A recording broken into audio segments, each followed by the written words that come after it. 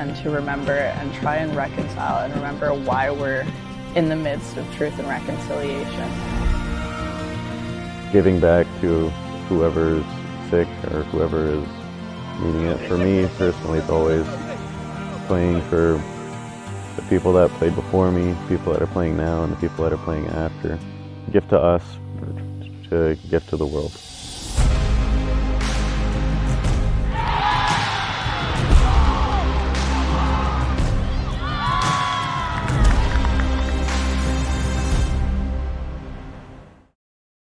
Rugby is definitely a unique sport. There's so many different aspects to it that not only physically but mentally, it definitely takes its toll on you. You get beat up pretty bad on the field and it can kind of drag you down once you get back to school and through the week. Seeing big dudes run around and then talk about their emotions and stuff is something you don't normally see. And it's something that we need to see. We need to see people showing their emotion side, showing that it's okay to not be okay. I think just leading back to the rugby team, we're such a tight community that if you can have those open talks, then nobody's alone. Rugby is really important, but there's bigger goals and there's bigger objectives. We've always wanted to be involved in the community, driving programs like this where you can actually see actionable and measurable impacts. Just try to do more than just be good athletes on the rugby field. We want to be good people as well. We're looking to help out in the community and to do something that's just a bit bigger than ourselves.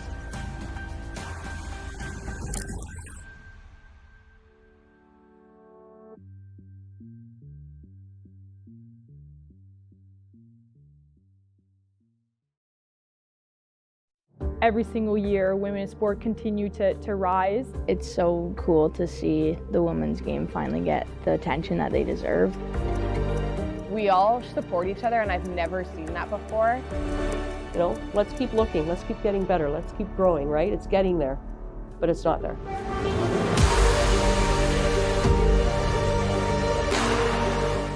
We need to go and be us and be the best version of us so far this season.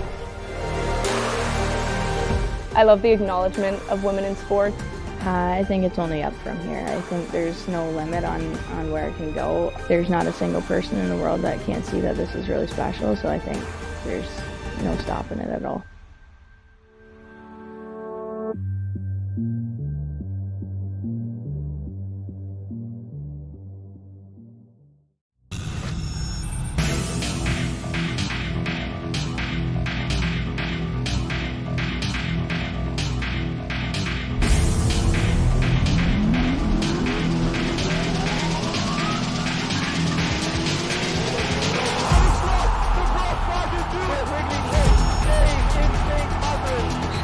It's a double sweep for the Marauders. Martin! They scored! 4 down! What a game! And what a performance for the Marauders.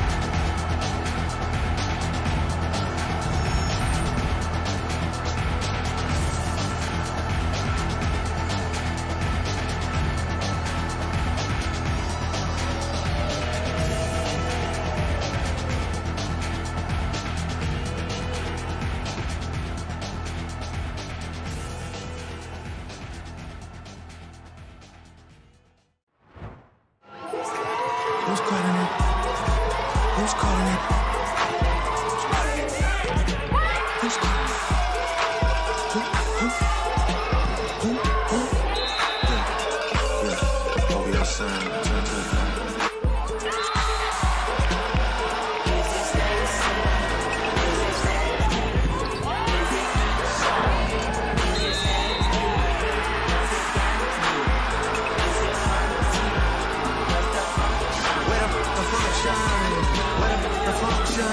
The way I feel right now, I feel like we need to be all alone. So if you just playing around, you need to tell your girl, take a 5 home, that's real. Stop teasing me, stop teasing me. I could change your life so easily. I keep begging you to stay, but you're leaving me. We got 6 in the club illegally. Got the whole 6 side to believe in me. We got members east of the DVP. We got members west on the 401. We got a lot on the game, but there's more to come. You gotta pop that to the morning come. You want shots for the girl, damn, order some. Who's calling it? Who's calling it? Who's calling it? Who's calling it?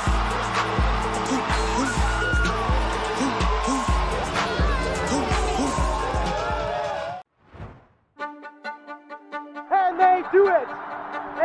set, the sweep is complete, and Brock will host another Quigley Cup.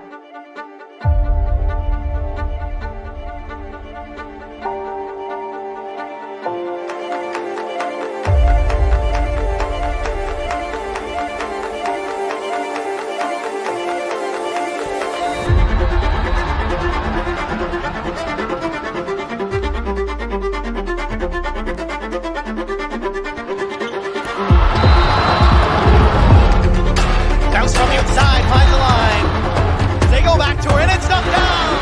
Sadie Dick pounds one through again. What a kill by Ainsworth. Knocks outside from there, Kelly again. Ainsworth from the outside.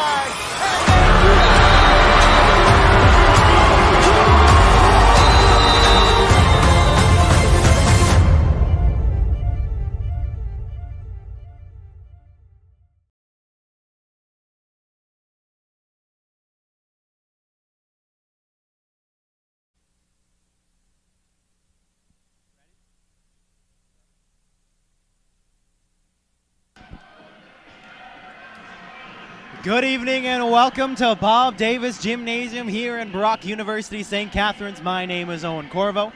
Beside me on the mic, as always, Noah Vogel. And tonight, the OUA Championship matchup in women's volleyball, the Quigley Cup, will be crowned here tonight. The Brock Batters take on the McMaster Marauders. And Noah, a sold-out crowd, unsurprisingly, here in Bob Davis. A loud crowd, they're rowdy already. What are we looking to see here tonight? Well, you're exactly right. Not surprised that we're sold out here at the Bob Davis because these are two of the best teams in Ontario at the university level. Taking a look at the head-to-head regular season stats, of course, Brock finishing in that second seed, and with Queens falling in that first round, it allowed McMaster to face off against Toronto, the 8th seed, in that semi-final, which they took them down in straight sets to get here. They were the 4th seed coming in, and overall, Brock, of course, stats-wise, the better of the teams coming in. Head-to-head, they've had many, many matchups. McMaster shortly beating them out 13-11 all-time against each other. And dating back to when McMaster in the women's program won their second ever OUA title back in 2013, they had won 10 straight games against the Brock Badgers, leading all the way to 2019. That was the first win that the women's program was able to take over the Marauders, and since then have been 11-3 against this Marauders team. They've definitely had their number, and they had them last year here in this gymnasium when they won the Quigley Cup here to get their 3rd in a row, and they're going to try and do it again here to make it 4. As you see on the screen, it's a rematch of 2024. These teams have already played, but no other storylines go much beyond that. This might be the 4th in a row OUA Quigley Cup championship for the Badgers. And McMaster, they were the ones that were defeated last year right here at Bob Davis. Brock taking them to the house for their 3rd consecutive. It's a rematch of last year. It's a rematch so far of this year, and Brock won pretty handily. They won in straight sets in 3 and 1 in 4 sets as well. McMaster going to look to not do that tonight, especially on the back of their defense. You see it there. They were beating Brock, a defensive play, in that game of 2024, and they have all season. McMaster's defensive play going to be a tough spot for Brock here tonight. Yeah, they've been excellent all season. They ranked 2nd in the OUA this season in the regular season in digs.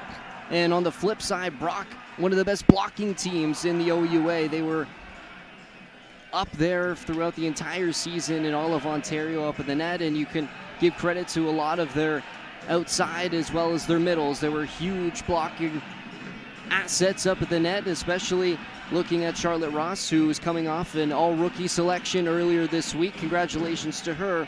And as well for the Badgers, they led all OUA teams in all-star and rookie selections this season. Queens was just behind them with 3, Brock with 4. As we take a look at those all-stars, Sadie Dick being named to the 1st team, McKenna Knox 2nd team, her 1st ever selection in the OUA. Emily Faust being named to that 3rd team, 1st ever time we've had a 3rd team being named for the OUA this season. And like I mentioned, Charlotte Ross, all rookie. And on the other side, McMaster just as powerful. Olivia Julian with another excellent season coming off of her Rookie of the Year being named last season. She able to make that 1st team All-Star this year. And Emma McKinnon, another very veteran player. She was one of the 11 players on that team last year who lost here at the Bob Davis in that final.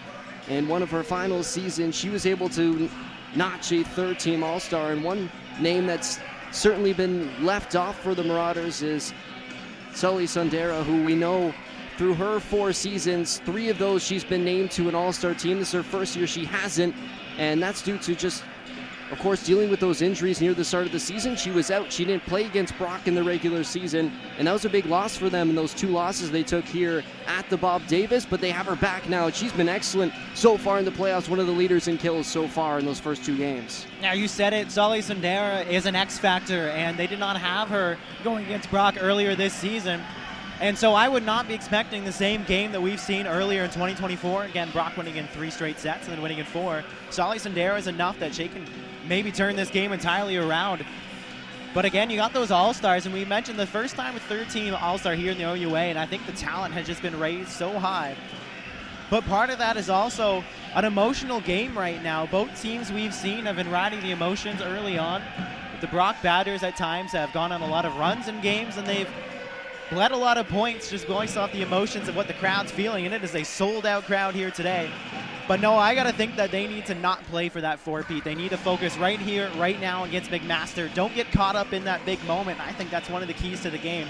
Play for the game right here and worry about the legacy afterwards. Well, you're exactly right, and when I spoke to Steve Delaney at the start of getting here, when we were here about an hour ago, and I just wanted to get his thoughts on what the emotion is feeling like in the dressing room, and are any of his players even thinking about that? He said, not even close. Everyone's focused on the next point. Every single point is what matters. They'll worry about the victory when it comes, but for now, it's just about playing and winning here tonight.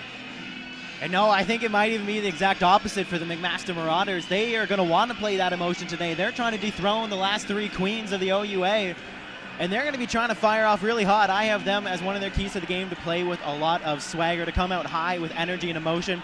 And we see in front of us, it's actually a well-traveled crowd here for McMaster. It took 3 minutes for the tickets to be sold, for Bob Davis to sell out 3 minutes of ticket sales, but McMaster was still able to get a hand on some of theirs. So they're going to see if they can hush the Bob Davis crowd and bring home some of their own Marauders crowd with them here tonight. Yeah, that'll be a big boost for them, especially with the traveling fans, and just behind their bench, they'll be rowdy as they usually are at their home gym as well over in the Burridge Gymnasium. But for here tonight, a lot of Brock Badgers fans here in the stands, and I think too, and like I mentioned, 11 players returning from last year's team when they fell short here against the Badgers. They're going to be feeling a little bit of revenge here tonight. Nathan Jansen on your screen now, the head coach of the McMaster women's volleyball team. He's done a great job here this season controlling this team, and again, finishing in that 4th seed, maybe not the spot they wanted to be in, because then they were going to have to face Queens in that 2nd round. They got maybe a little bit of a boost when they found out they were going to be playing against Toronto, and they took care of business after winning in 5 against Waterloo in that 1st round, and now they're finding themselves again here in back-to-back Quigley Cup finals, exactly where they want to be. And you know, we talk about Queens sometimes as if they're a real big juggernaut this year, but it was the Marauders that almost took them down out of that 1st seed. They won near the end of the season. They won both games against them and really showed that Queens had a chink in their armor, or in retrospect, that McMaster was really playing above that level. And Coach Jansen, speaking to the McMaster commentators last week, had mentioned that there's a game after TMU early in the season, which was right after they faced Brock, that they played some of the best volleyball they played all season. Brock has not placed the Marauders' best. I don't know if the Marauders have played their best entirely yet either, and they're going to look to do so tonight if they can and really bring themselves back and try to dethrone the Queens of the OUA. Well, and you're exactly right. McMaster, after losing to Brock on that weekend, had only lost 2 games the rest of the season. And that was a tough one against TMU, which was kind of a surprise. They also lost to Ottawa, who was near bottom of the standings in the season, but they beat, like you said, Queens both times in straight sets. That's a tough team to beat, especially, you know, even though they were at home. That's a very, very tough team, and it just goes to show this talent that they have, and they'll see if they can bring that here tonight. And with that talent and that analysis underway, we're going to go down to the court side beginning ceremonies, the opening ceremonies here tonight. We'll be back in just a moment to discuss more of the game here in a second.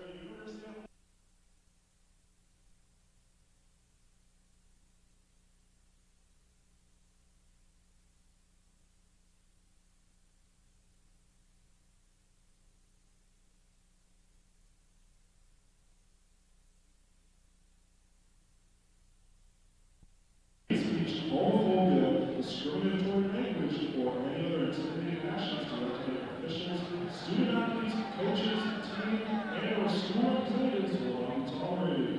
We thank you in advance for your cooperation and assistance in maintaining a safe and enjoyable atmosphere within the OUA community.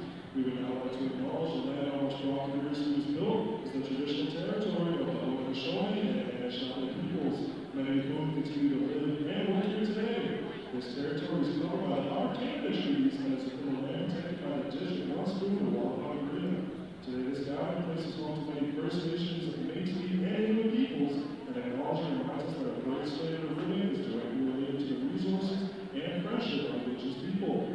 Fans, we now ask you please rise and give people in the moving cast for the singing of the Canadian National Anthem by St. Catherine's very own Shaquila Valley.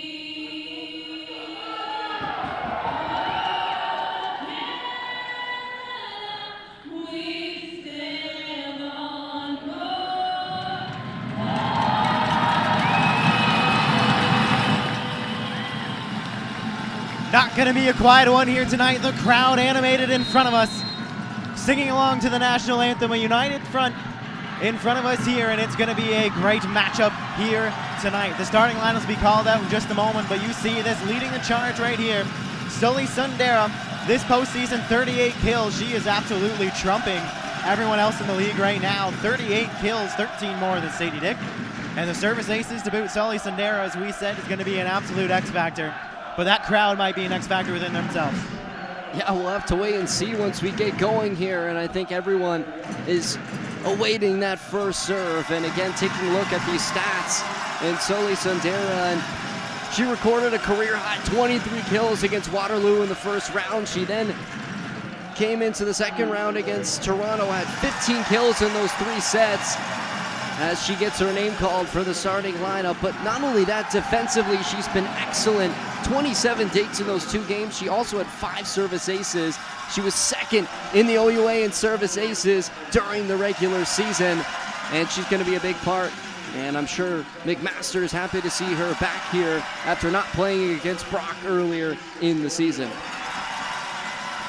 The starting lineups coming out for McMaster, and as we said, they have a well-traveled crowd within themselves, so no longer the way this game goes, it's going to be an exciting one. We see Sundara coming out early, Olivia Julian, Emma McKinnon as well, Abby Delamere, Chase Victoria, and Angelica Vidmar all rounding out that starting lineup. Brock side, we're not expecting any changes to what we've seen either. Victoria Potvin also part, as is Haley Brooks of that starting lineup for McMaster. McMaster going to be in the dark jerseys, black and red to the right of your screen starting early on. And for Brock, it is going to be Bella Simon today as one of your starting liberos. They're likely going to go with the dual part combo with Madison Kimienti. Lauren Ainsworth, who's been outstanding this postseason as well, 25 kills, almost a .4 kill percentage, has been absolutely outstanding. But no surprise, we see Sadie Dick coming out of that lineup as well. First team All-Star, leading point scorer ever in a Brock Badgers jersey, announced just a few weekends ago, and now she's been leading the charge in the postseason. And Emily Faust, we're going to watch her tonight, has struggled a bit as of late, but it was excellent during the semifinals. And now it's going to be interesting to see how some of these Badgers bounce back after a tough outing versus Nipissing.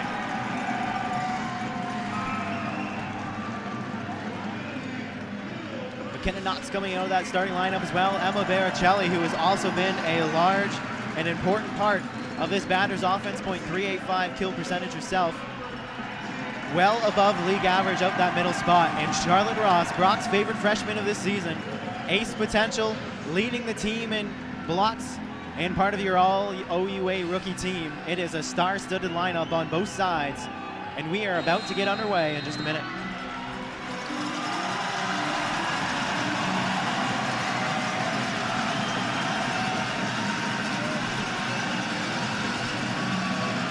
Listen to that crowd, Owen. This is exactly what we were hoping for here at the Bob Davis. Got the drums, some of the classic pots and pans. I'll say it again, it took 3 minutes to sell out this Bob Davis Gymnasium. What an insane number that is. And just think the ticket sales. Before half the people could get their credit card numbers through, the tickets were sold. What an exciting night it's about to be. OUA Championship Playoff Volleyball. McMaster has serve. It's going to be Suli Sundara. Who else to start off the McMaster Marauders here tonight?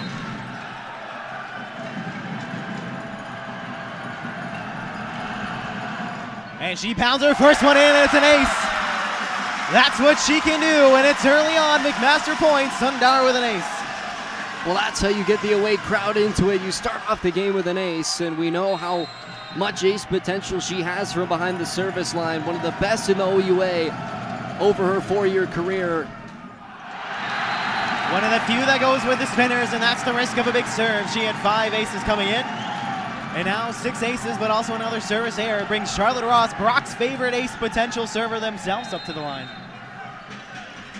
She has struggled as of late behind the service line with errors, but again, like you said, such a strong server. And gets the overpass there. Faust puts it down, and she struggled, but she's also the reason they came back versus Nipissing with 2 aces in a row. They're the only reason that they're there is from Charlotte Ross, and she shows why.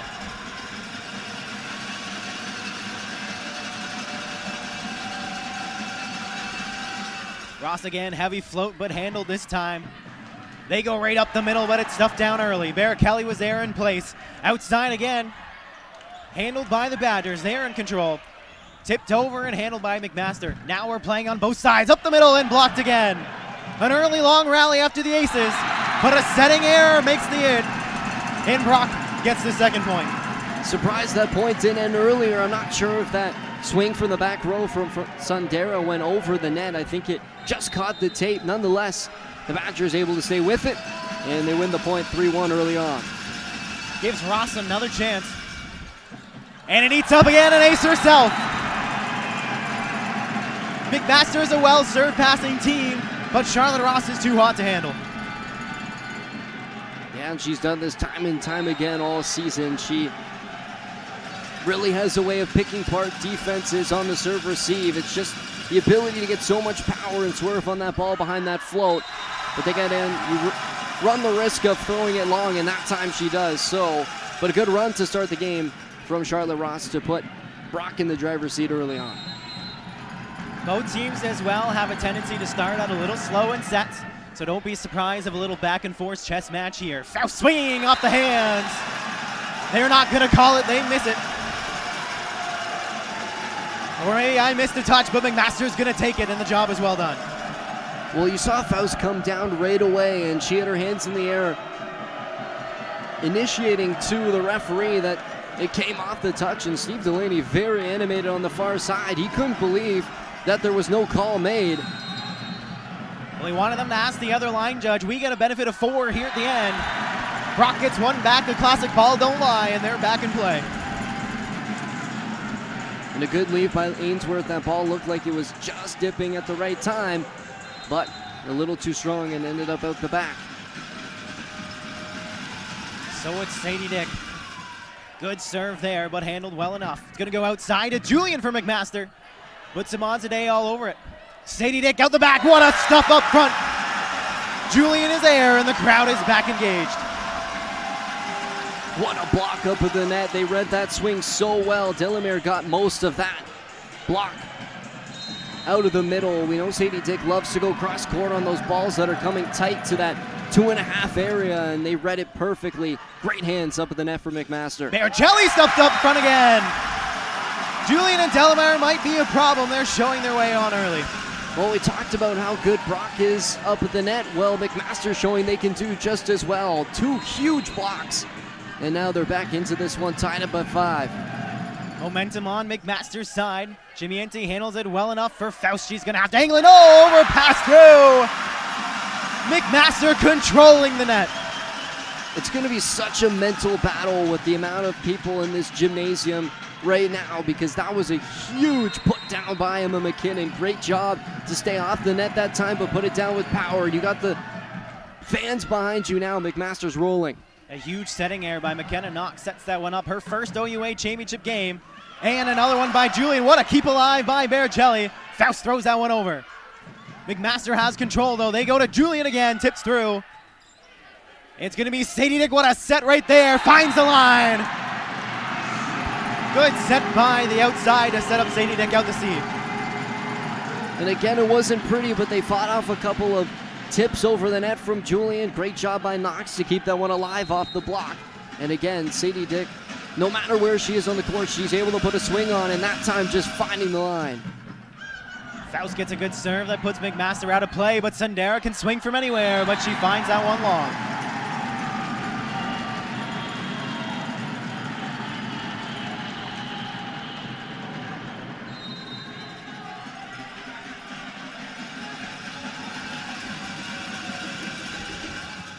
Faust again.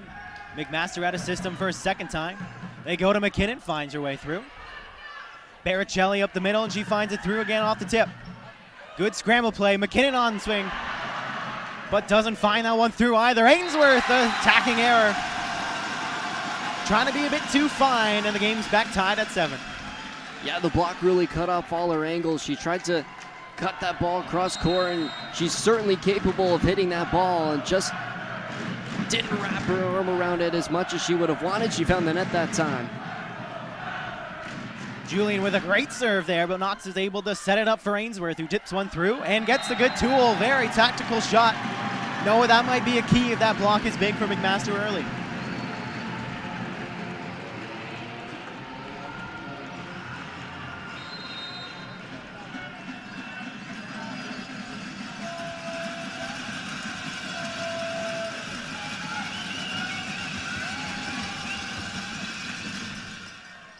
Bergelli's serve is handled. McMaster back on the attack. Great tip on the outside. Chase Victoria had to make a good couple of sets, and McMaster takes one away.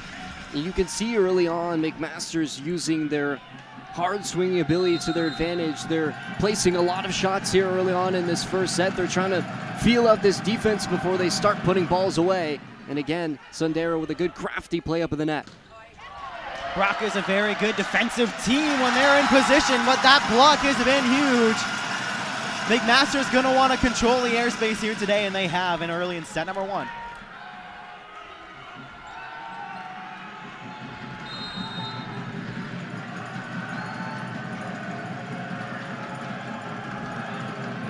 Delamere, the third year out of Toronto, gets a great serve with an overpass, but McKenna Knox wins it. She got there late and pushes it over Sundara. I think initially Sundara was trying to wipe that ball off the hands of Knox, and she just went straight up. She didn't even push down on that ball, and ended up landing on the McMaster side. Great job by Knox. Swinging hard from the outside and finds a line. What a swing by Suli Sundara.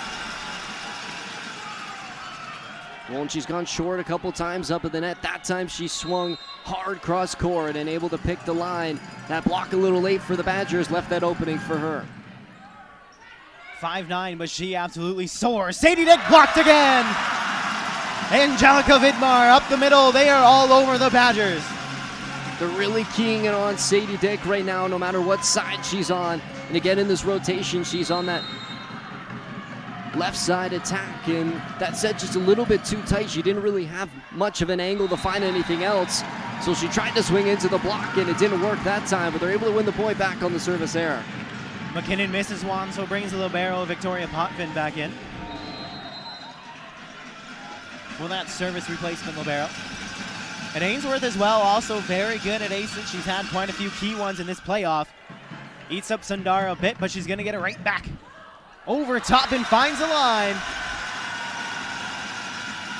What an X factor she is going to be against this Badgers defense. Yeah, and she's so crafty. She knows how to change her shots mid-air and just find spots in the court like she did that time. Wasn't a lot of power behind it, but a good smooth swing. Just able to locate that back corner. Can't get an ace again, but Brock out of rotation. Sadie Dick swings and another great block. I did not expect to see this much dominance at the net, but it was Julian there who got all of that one and shoves it right down to the court. McMaster has been all over the net right now. They've totaled now 10 blocks against Brock between all their players and have really keyed in on Sadie Dick. She struggled here in this first set, but that's what the Badgers need to go to is their middles. They've been their big success all season. Charlotte Ross getting her first kill here tonight. Her first ever OUA championship kill, and it comes with just a powerhouse. She wanted to go right through the block and gets the tool. And can she ace up another one here? Great serve, and it's an overpass. Brock's gonna play it though. They choose to be in control. Baricelli, an attacking error. I don't think the block was there. They need to be sharp. They cannot give those errors to the Marauders. It was just a tough run for Baricelli. She took that initial ball, and you could see Steve Delaney just saying to Knox that set just needs to be a little bit higher, as it couldn't really quite reach over top of the tape. Again, that first ever championship game as their jitters in play. McMaster's looking like they have none so far. Julian rolls one through. Great dig by Faust. They go to Sadie Dick again. Almost finds the court. Knox has to play it. Kimienti against the grain. Faust pounds one off the hands, but Sundara's there. What a run. Tight to the net. Faust pushes through. Marauders, they're in control. To Julian off the hands. Knox, what a dig. We play on. Sadie Dick. Faust two. Gets no hands. They do. They call hands on the far side, and Brock wins the point. McMaster not happy with that call, but how about that dig from McKenna Knox? Reaching to keep that ball in play. Faust, you could see the whole time was just trying to locate that outside arm, and they're going to say she did as that ball went out of bounds. We'll see Madison Tuck now check in for Sadie Dick as she usually does, but McMaster's still not happy with that call. I think a lot of their players didn't feel there was a touch up on the net. Nathan Jansen isn't really calling for a touch call, though. I'm not sure what he was gesturing for. It's kind of like a clutch catch call that he was trying to pull. I'm going to be honest, I don't know what that means, Noah, but we're about to play on. With Madison Tuck coming in, a substitution for Sadie Dick, as she often does in that back row. Gonna look to put a good serve in here. Does! Finds a line and an ace! Not the way McMaster wanted to respond. What a shot by Madison Tuck. Picture perfect serve. It landed right where Sully Sundara is standing, who isn't in the passing rotation right now, so when she moved out of the way, nobody was there and just kissed the back line. Another good serve as McMaster off to the side, but Julian fires through and wide. First mistake from her at a crucial time.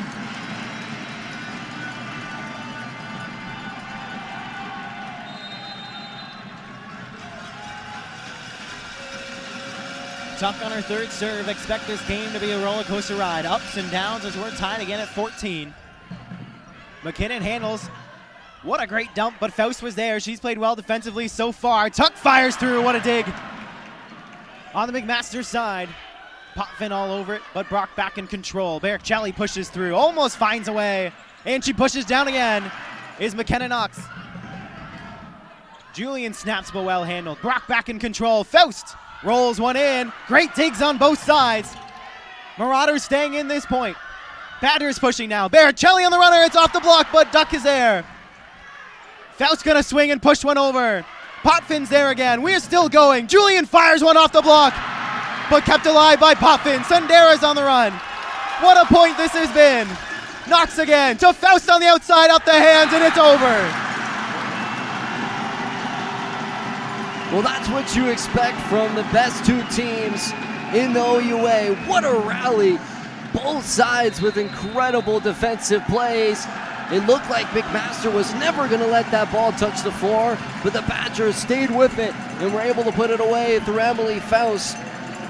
Just great work from both teams, and it's going to force the first timeout from Nathan Jansen and the Marauders. And the Badgers just staying composed offensively, not letting up, not getting frustrated with the incredible defense of McMaster here in this first set, and they're able to put that ball away. And it'll give us some time to take a look at the road for both of these teams. They were very similar, just kind of in different positions. The Badgers in a very, very close game came back from down 2-1 against the Nipissing Lakers to win in 5. For the Marauders, that 4 versus 5 matchup we keyed in on was going to be a very, very tight one, and it was. Went to 5. McMaster was able to come out on top, and we saw 2 different upsets on both sides. The Gales fell to the Varsity Blues, and the Mustangs, after going up 2-0, lost to that Windsor Lancers team, which gave the Badgers a trouble earlier in the season. They were able to clean them up in 3, and McMaster able to do the same, which has led us to here in a very tight first set so far, Owen. And just as that graphic slides away, we almost had a world in that first week. We almost had quadruple upset victories, but Brock and McMaster are able to pull it out, and they're the last seed standing. A really excellent timeout by Nathan Jansen, who saw the heart of his team and just wanted to give them a chance to get a breather and a reset. But it will be Tuck on serve once again. McKinnon handles it well. They're going to go all the way outside for Sundare and the C ball, and Barrichelli can't stuff it down. Great response from McMaster at the timeout.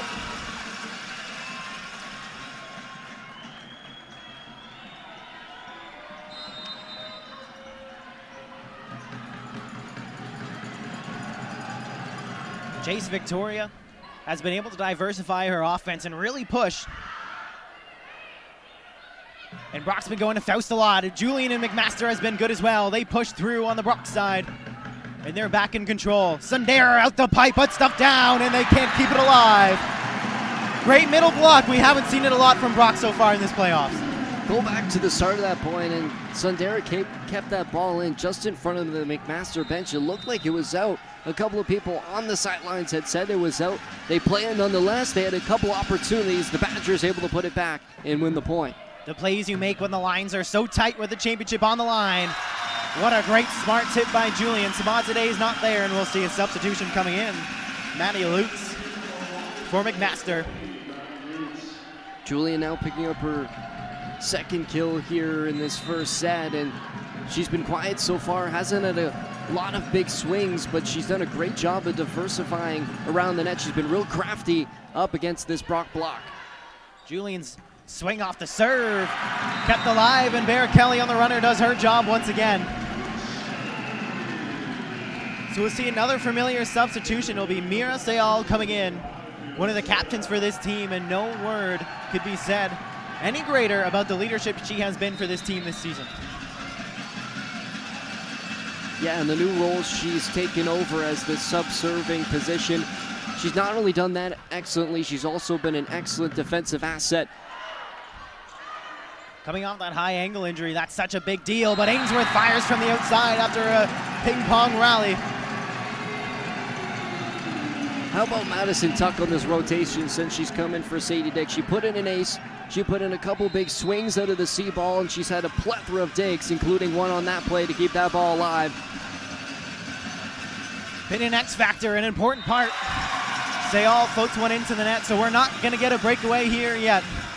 Jennifer Wu is going to come in the first year out of Burlington as a service replacement. And it should be said, only one McMaster Marauder has not played so far this playoffs. That's Lucy Shaver from Surrey, BC, the first year. Everyone else on that bench you might see here tonight. And same for the Badgers. They love to rotate through. Well, we saw Jennifer Wu play in the libero position where she normally does when Brooks was out here, when both of these teams played in the regular season. And she was excellent as a defensive libero. She really knows how to pick up balls. She's almost everywhere on the court. She puts in a good serve that time. Almost kept alive by Faust off the back, but a strong swing by the Marauders.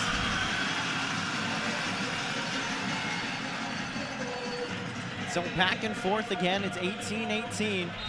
You're just joining us on CBC Sports and OUA TV. We are still within set number 1. 18-18 your score. McMaster aces one though. Jennifer Wu has no aversion to the spotlight, and a timeout going Brock Badger's way.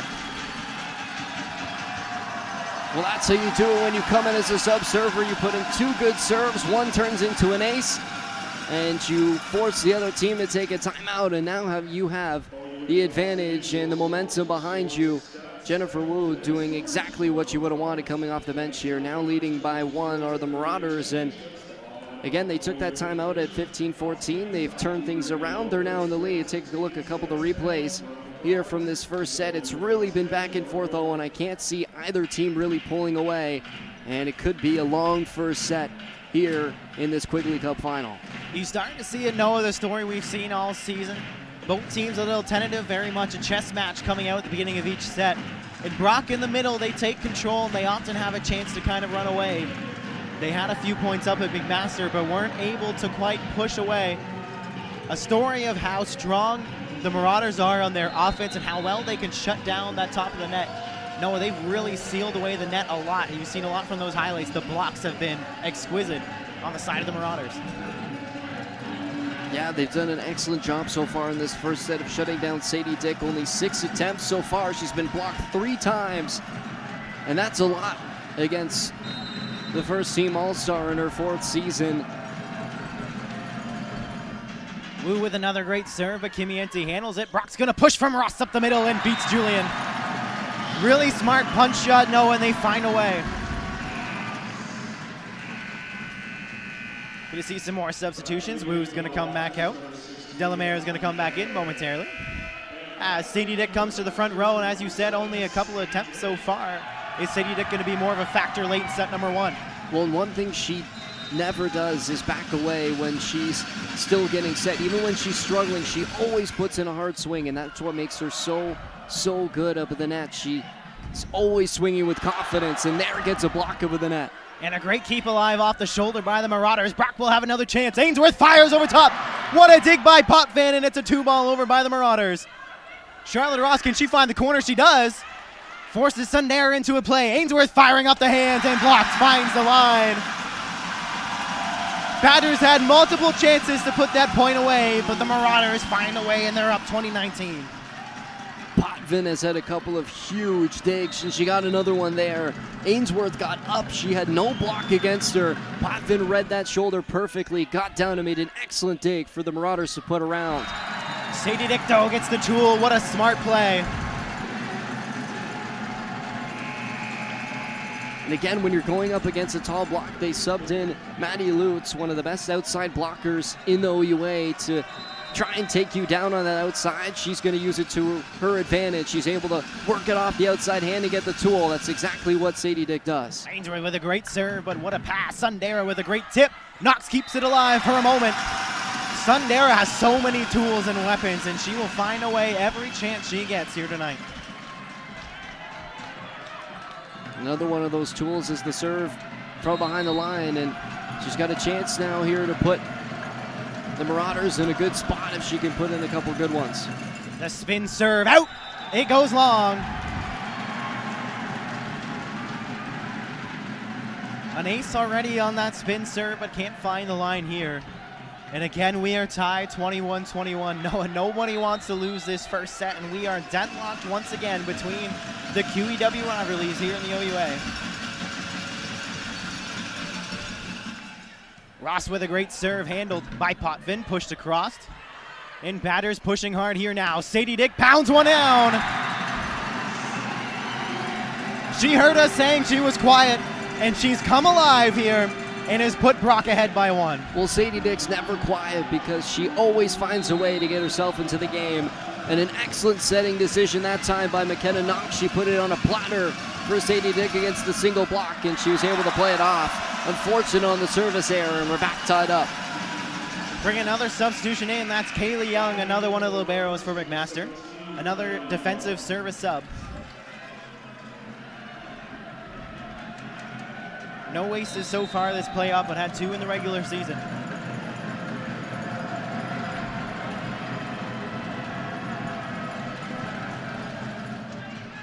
Floats a good one in, McKimiente's there. Knox gonna go to Sadie Dick, pounds down. Great block by Julian again. So solid has she been today, only 5'10", but she has been soaring and forces a timeout to the Badgers. She has really done an excellent job of reading Sadie Dick on that outside and just putting a good block up at the net. She's had a couple of huge rejections so far in this first set and has now given McMaster the advantage here. Taking a look back at that earlier play when we saw McKenna Knox with that huge dig. And Emily Faust able to play that one off the hands. And Madison Tuck, when she came in and put in that ace and did all that work in the Mac Road to get Brock a couple of huge points. And again, the Badgers have had moments of where they've really taken hold of the set, it feels like, and the Marauders able to push themselves right back. And again, it's a 1-point game in favor of McMaster. And I'd say one of the ways the coach can make an impact to the game, Noah, is a timely timeout. 2 or 3 long rallies in a row, and Brock had found a way to win all of them. Nathan Jansen takes his first timeout and really slowed down the Brock Badgers roll, and it's allowed Marauders to slowly work their way back in. And they've really controlled the net, as we've been talking about all day, finding themselves up 23-22 in set number 1. Kaylee Young on serve again. Ainsworth doesn't handle it cleanly. So Faust is going to get it on the outside. Great off the tool, but no coverage for the Badgers. Marauders now have a chance with 1 point to take set number 1 and really stamp their control here tonight. And that's a tough position too, because Faust really had no other option other than to tip into the block, and that cover wasn't there when it needed to be. And again, like you mentioned, the Marauders now with set point. Kaylee Young again. It's an overpass. Sundar puts it down with Sadie Dick is there. Knocks to Faust, who rolls one through, and it's blocked again. Controlling the net. The story here tonight. The Marauders shut down the Badgers. 25-22, they take set number 1. Just a complete domination up at the net. 18 total blocks for the Marauders in that first set alone. The Badgers with 2 only so far. And we take a look at those stats. 9 total blocks, 18 combined between all players. The Badgers led that set in kills, but again, their hitting percentage for both sides was quite low in that first set. It was really all Marauders defense. If they weren't getting a touch up of the net, they were digging it up perfectly where they could put that ball back down. And again, this Marauders team showing that they can be scrappy and play out those long rallies. Even if they don't win them, they're able to come back when it matters and win points late in that set. And credit as well to Kaylee Young, the first year coming in late in that first set. She put in a couple of big serves, forced Brock out of rotation, and McMaster able to take set number 1 here at the Quigley Cup. As you said, as she comes in, makes some big serves, does Young, and those are important serves. If they're in air, it really allows Brock to fight their way back. That kill percentage is not what we thought we would see here tonight, Noah, with Sundara, Julian on the outside, McKinnon as well, who's been excellent so far this year. But Sadie Dick, Ainsworth, Emily Faust, Ross, and Bear Kelly for the Badgers. Both of these teams have so much firepower, and yet it was all the block of the McMaster Marauders. They have found a way to slow down this Badgers offense. And so for this set number 1 is over. We're going to take ourselves a break, and we'll see you in just a moment.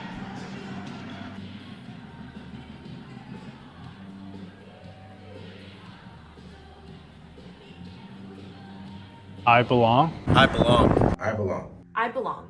I belong. I belong. I belong. Saying I belong carries significance. It goes beyond individual or team performance. It touches on the broader social context of the representation within sport. Saying I belong conveys a powerful message. A message of empowerment, resilience, and the breaking of barriers. Signifies determination to overcome obstacles and succeed in an environment that may not always be inclusive or representative of diverse backgrounds. Saying I belong asserts the right to be recognized, respected, and valued. It hides a desire to challenge stereotypes and to promote diversity. It inspires others from similar backgrounds to pursue their dreams in sport while feeling supported. Saying I belong can also serve as a reminder to the sports community. A reminder of the importance of inclusivity, equal opportunity. And create an environment that celebrates and embraces diversity. It can pave the way for greater representation and contribute to positive change in the industry. Saying I belong is a powerful affirmation. That everyone has a rightful place in the sport. Welcome back to Bob Davis Gymnasium. A barn burner of a first set. McMaster Marauders, the away team, takes the first set. If you're just joining us here tonight, my name is Owen Corvo. Beside me, Noah Vogel. Welcome to those on OUA TV and CBC Sports here tonight. The OUA Championship game, the Quigley Cup. Marauders are up set number 1. Noah, what are we going to see here in set number 2? Well, we thought with the amount of firepower both these teams had, it was going to be a bit of a slugfest. It was the exact opposite in that first set. It was a defensive masterclass from both teams, and the Marauders and their defense up at the net was just the better of the two, and were able to take out that first set. If the Badgers are able to find a way to break away from that block here in this second, they could have more success, but so far they've been struggling up at the net. Not like them here so far in this one. Both of these teams make a living off of controlling that airspace around the net, being the harder attacking team and the better blocking team. Obviously, those are your fundamentals of volleyball, but Marauders have just been so good on defense. Very good fundamental game we're seeing so far today. Good cross shot by Faust, sets McKinnon up on the block. Sundero once again, finding a way from that outside, pounding one through, and maybe it will be a slugfest here in set number 2. Yeah, we'll see if the game will open up a little bit, and we saw a lot from McMaster's outsides in the way they were creating shots around the block. They're being very crafty. We'll see if they'll go for a little bit more power here in the second set. Kimienti's good pass set up Sadie Dick, but nothing happens. Sundera out the back. They want the touches on the McMaster side. They get it. Really good shots early on. McMaster looks in control, up 3-0.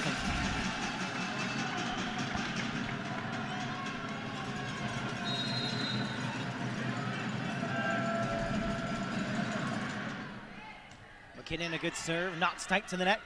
Gives it to Ross. What a smart shot by the freshman, but it's kept alive. Brock needs to push. They need one here. Ross fires this time, but it's kept alive. Great defense again by McMaster. Julian out the pipe, but Knox handles it. Will be Sadie Dick, the first-year All-Star, swinging herself, but can't get it through. Ross with a great set. Sundare going to be on the outside tip, but Knox is there again. Kimienti on set.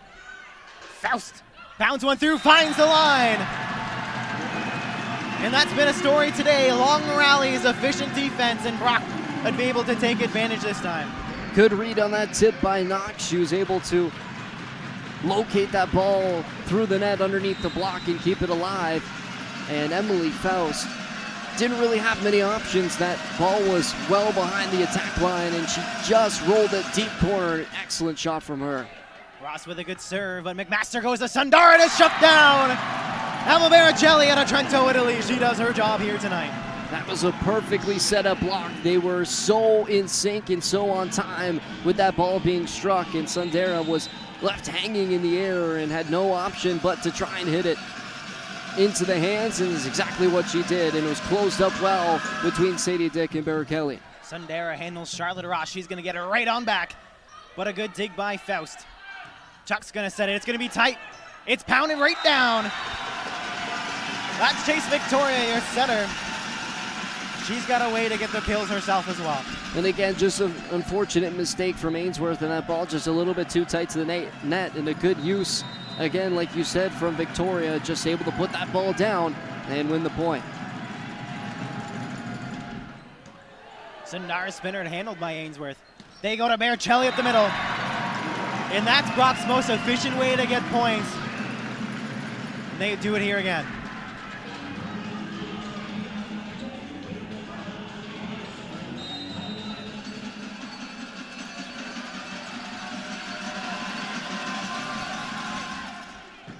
Sadie Dick gets the overpass on the serve. Baricelli tries to put it down, but it'll be Julian swinging from the outside. That eats up Simon today. Ainsworth a good roll. They go to the middle themselves, does the Marauders. It's stuffed, but it's returned. Julian again rolls through. Faust gets a hand, but a little miscommunication on who to go for. And the Marauders have been efficient here in set 2. Again, they're just putting good balls over the net, whether it's out of system or in system. They're able to force Brock on their heels defensively. And again, they're keeping balls up, but just not in a spot where they can go offensively. Knox goes for the dump, and it's a good one, but Julian's going to swing anyways. It's up for a second. Marauders, their defense has been so solid, and it's why they find themselves up 6-3. No matter where the ball's coming from, that was a great tip from Knox because that ball was real tight to the net. She put it down hard, but again, an excellent dig from McKinnon, who's been one of the best defensive players all season in the OUA. Sundare out the pipe, has to tip this one through, but it will be out of system for Brock. Faust, can she snap one in? Great line shot, but handled enough by Julian for Sundar out the pipe again. How does she find that angle? Cross body from the pipe on angle, and she finds a way, and it eats up Sadie Dick. At that point, you just gotta think there's not much you can really do about it. An excellent swing out of the back row. You're unable to get a block up at the net or any hands on it, and that ball just goes straight through. Knox wins that joust, and Brock needed that one big. The overpass falls their way. 7-4, it's only a 3-point lead, but it can feel big in this loud Bob Davis Gymnasium. Again, they won the point, but it wasn't really their point to win. It was an overpass. Knox just did an excellent job on winning that ball on the second attempt and winning the joust. And again, they put another serve out and put themselves in a deeper hole here in this second set. The way Faust wanted that one to roll, and it sets up once again Chase Victoria. No aces so far this playoffs, but had 14 on the season. Certainly has potential herself, but doesn't get one here. Ainsworth from the outside off the hands, and we play on once again. McKinnon slams one through and beats the block. Forces an early timeout by the batters, and Noah, this is a worst case scenario. They do not want to go down 2 sets. It's still early, but Brock's got to find a way to string some points together here. Well, we saw the defensive prowess from this Marauders team in that first set, and that's continued over to the second. But now they're finding themselves offensively. They're putting balls away on first attempt. They've been excellent here so far. Sully Sundara leading the way now with 9 kills already in this game. McKinnon able to put away her second so far in this one. And they've just found a way to get through this Brock defense, and they haven't had answers for their attackers so far in this game. Not something we're used to seeing entirely this season. There's so many weapons on this batter's side to really find a way through any block that gets thrown up. The McMaster is that perfect counter against them. Weapons themselves, controlling the net.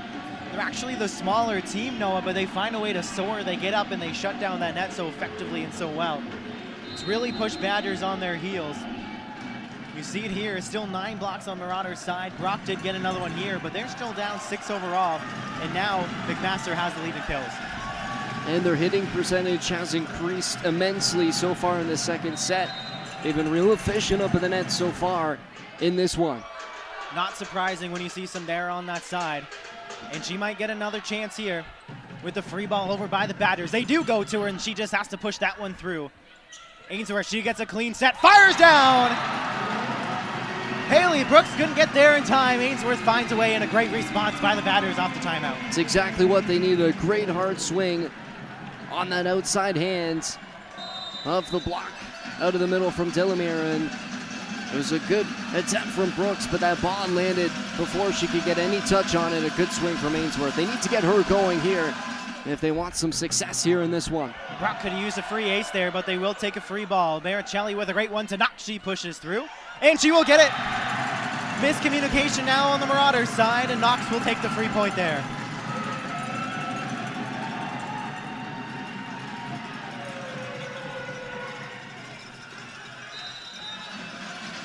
Knox has 4 kills already in this postseason. She's got 2 here already tonight. Just so aggressive at the net. She's able to push that ball down so hard. But again, the Badgers struggling now in the second set with service errors and have stopped their momentum. And they need to find their way back here in the second set and start to build runs behind the service line. Brock is the worst passing team, so they want to limit the chances that McMaster gets against them. Great dig by Kimienti, but it's stopped right down by Sundara. And that's the point right there, Noah. They don't want to give McMaster a lot of serves, especially in succession. McMaster's a lot more solid defensively on that back end.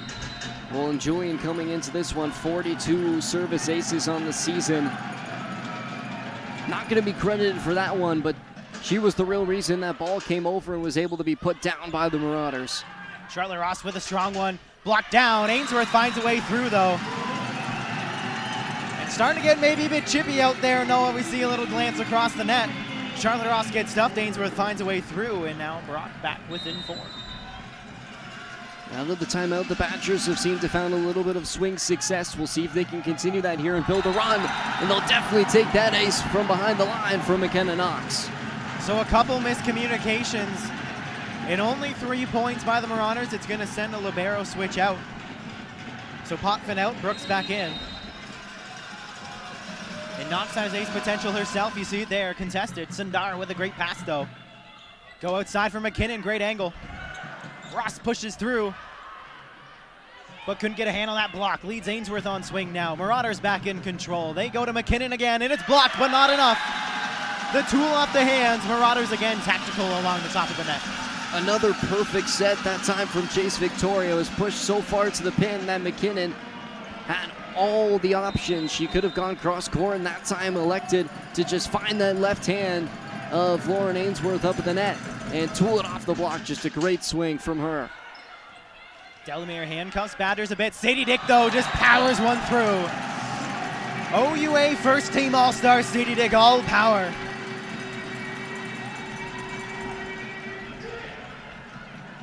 She knew exactly what she was going to do, and McKinnon just saw it too late. She tried to get her hands down, but Sadie Dick just able to push it off nonetheless and win the point off the tool. Brock going a no block set up against Sundara, and it works out for him. Sadie Dick pounds another one through, but it's still alive. Sundara again firing through, but it's a great block. She doesn't get it back. McKinnon pushes in, Knox is all over it. Another long rally, and we go through. Faust the swing, what a swing, but it's kept alive. Great job by Brooks. Knox to the middle for Charlotte Ross, and this time the job is done. Now the Badgers have found their attacking prowess, and all 3 attackers in the front row getting set on that rotation. Charlotte Ross able to put it away on the 3rd attempt, but how about that dig from Haley Brooks? She's been excellent so far. It's just pure reaction on that one to keep it alive. Nonetheless, the Badgers able to win the point. Sully Sundara with 10 kills, but gets stuffed there. Marauders have been responding really well off these long rallies, and it's one of the reasons they're able to slowly creep their lead and stay up 3. Yeah, the Badgers can't afford to go back and forth here. The Marauders can with their 3-point lead. They just have to keep halting that momentum that the Badgers get off those long rallies and win points back. Badgers of old over their last Quigley Cups have been a very streaky team where they're going to look to get one here. Julian, though, responds with a strong one herself. And she's been incredibly effective here today as well. She has now 5 kills in this game so far for her. McKinnon floats a good one in. Sadie Dick from the outside. What a great dig again. But the Badgers are in control. To Charlotte Ross, pounds one through. And this time Delamere can't keep it alive. McKinnon could. But Charlotte Ross gets the kill. Ross has got 4 kills now on 7 attempts. She's been really efficient up at the net. And just able to work past that single block. They're keying so much in on the outsides right now. So when Charlotte Ross is left in that middle, she has a lot of area to aim at. And that time, couldn't locate the court on that serve. And another service error from her. They do like to turn her loose on those serves. She has an ace already today. Let's not forget she's a freshman. She's starting because of the back-to-back injuries from Sayal and Marketich on the Badgers side, the traditional middle starters. Leaves Charlotte Ross in, and Suli Sundara does her job. She's no replacement there. Come back from injury herself, and it's another ace off that spinning top. That's just what big game players do, and Sully Sundara is one of those. With the ball in her hand, she could do so much from behind the service line. Another great serve. They call a double on Knox off the net, so Sundara Really a contested ace there. Not sure she'll get the stat off the air, but it's 17-11 Marauders. And what was a tight game at 13-11 a moment ago is now looking maybe a bit out of reach for the Badgers. They're going for 4 in a row, Noah. They need to climb back right now. Well, McMaster, as soon as the Badgers felt like they were back in it, have blown this wide open now with a 6-point lead. And Coach Steve Delaney's had to use his second timeout, which means the Badgers are now left to do it themselves. It's up to the players now to get themselves back into this one, and they certainly can. We've seen it from them so far in this game. The Marauders have just halted their momentum every time they get into a bit of a streak. McMaster has been so good so far in these first 2 sets. It's just not letting Brock get into any type of rhythm up at the net. Their defense has been incredible. Every ball that's been hit at them, it's either getting touched up at the net or dug up right away, and they're putting balls away. Now only 1 kill behind the Badgers. The Badgers had led the first set 11-8 in kills, and now only leading 20-19. And down 6 here in the second set. Like you said, they're going to have to pick themselves out of this hole, and they're going to have to do it with no timeouts left here in this set. The defense so overwhelming for the Marauders, even on the kills for the Badgers. They get a hand on it before it hits the court. The Marauders have had the open court and looks more today. Sundare with another great swing. Sadie Dick, can she get there? She does, but it's a free ball over. Will the block be there? Great dump, but it's out. They want the touches, they don't get them. Brock gets a lucky response, but they need to go on a roll. Badgers of old, they can be streaky, but we haven't seen it here tonight.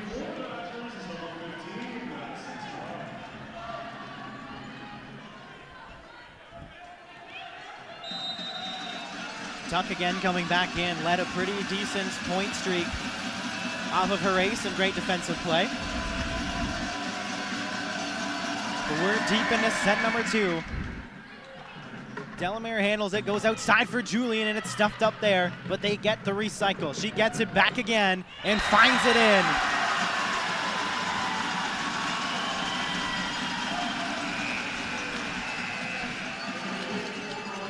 Just a smart play. That first set was a little bit tight for Julian. She was able to recycle it, and why not just give it to her again on the outside, able to get it right through the hands and on the back line.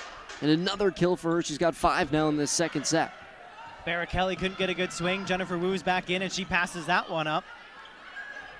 Knox gonna go right back to Faust. She pounds one through the hands, gets the tool. Good, strong response when McMaster had a little momentum. We'll get Wu back out and Faust to the service line. These next few points are the biggest of this set for the Badgers. If they're able to string a couple here, they can find themselves back into this one. Otherwise, it might be too far gone if the Marauders are able to pull away here and get to 21st. They're going to look to do so here. Julian off the hands again. So smart. She's done it with power. She's done it with tactics. Trying to take over that kill lead from Sundara here today. And we saw her pretty tentative in that first set. That's why we didn't see so many kills from McMaster after the first. Even though they were able to take it out, she's really started to pound those balls down the line as she was able to get that tool off the hands. And again, from bad to worse now for the Badgers. They give up an ace, and it's a 7-point lead for the Marauders. Marauders are looking dominating so far, up 7, 20-13 in set number 2. They're going to leave that one and take advantage, but it's 6-point deficit. No, they really need to claw back point by point. We're going to see Sayal come in, the extra leadership. She might be able to spark another great comeback here at Bob Davis.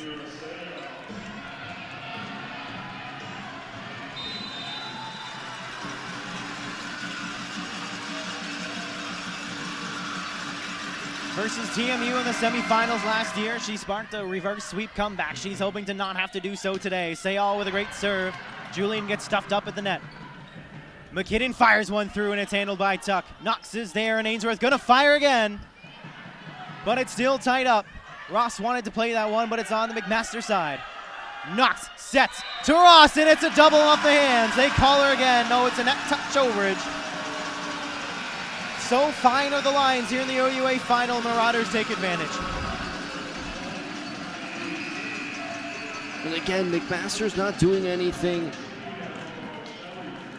too out of the ordinary. They're just forcing the Badgers to make their own mistakes. They're putting balls in hard positions for their defense to keep balls alive. And on the other end, they're everywhere. They're covering on every single attack, and they're digging up almost everything Brock has thrown at them, except for that time. Well, they go to the freshman, Ross, but as you've said, Marauders are forcing McMaster into mistakes, and they just refuse to make them themselves. But Charlotte Ross, the freshman, finds a seam right through the block. And as you see, the shirts are well off here at Bob Davis Gymnasium as the crowd is still rowdy, and it's full here with McKenna Knox on serve. It's a good one, and Ainsworth makes no mistake. That's what they need. They're still down 5, but a rally might be brewing at the Davis. Timeout. That was a big kill from Lauren Ainsworth to try and get this Brock crowd in behind them, and I think Nathan Jansen felt the same and wanted to kill that as quick as possible, calling this timeout now only up 5, and looking, as you saw just on the bottom of your screen, Sully Sandera leading the way in kills. She's got double digits already in this one. Lauren Ainsworth now with 5 on that last one, tied with Charlotte Ross for the Badgers in the lead for them. And again, it just hasn't been the Badgers' night so far offensively, but if they're able to find some points here late, they could spark a late second set comeback. Taking a look at the overall team stats, the Badgers have increased their hitting percentage over time. They've found more success than they did in the first set, but McMaster has just been better. They've slowed down a little bit on the blocking area, but they're still all over the court defensively with a plethora of on digs and just able to keep rallies ongoing and really frustrate this Badgers side. Most of these extended points we've seen, Noah, have come off the backs of some really amazing digs on both sides, but especially towards the Marauders. Haley Brooks and Victoria Potvin, the 5th year and 2nd year respectively, they have done their job every step of the way, and that's what they're playing for here tonight. The Quigley Cup is in the building. Knox has serve, and she's going to look to lead her team back. Good shot on the outside. Simon today can't handle a Maddie Lutz floater. The little changeup got her beat, and we'll see Kaylee Young come back in again. Marauders need 3 to take a commanding 2-set lead.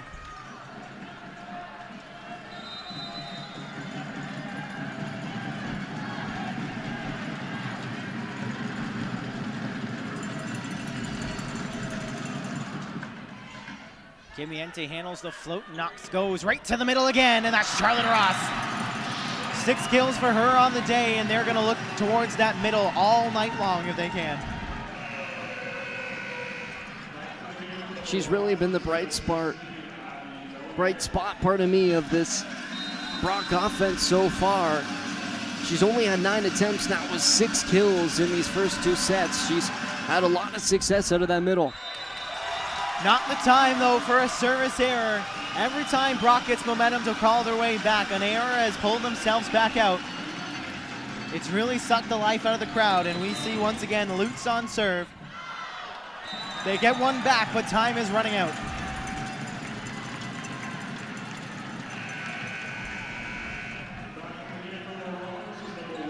See McKinnon back in the game for Lutz, a great defensive player as well. 21 digs so far this playoff. Charlotte Ross, she needs to find all of her serves. She's going to get an ace early. She has sparked a lot of comebacks here this season, Noah. Does she have it in her again?